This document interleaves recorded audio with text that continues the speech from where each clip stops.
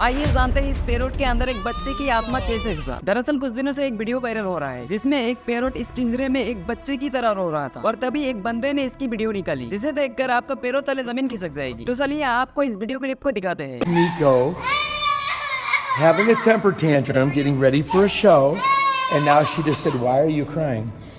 Nico, are you done? This is what I go through every day, and people think I have a crying baby up here. I will show you. It's really just Nico. Nico. You are such a baby. Yes, you. भाई शुक्र है कि इस पक्षी ने जैगलिन की आवाज नहीं निकाली। वैसे आप चाहो तो सब्सक्राइब कर सकते हैं।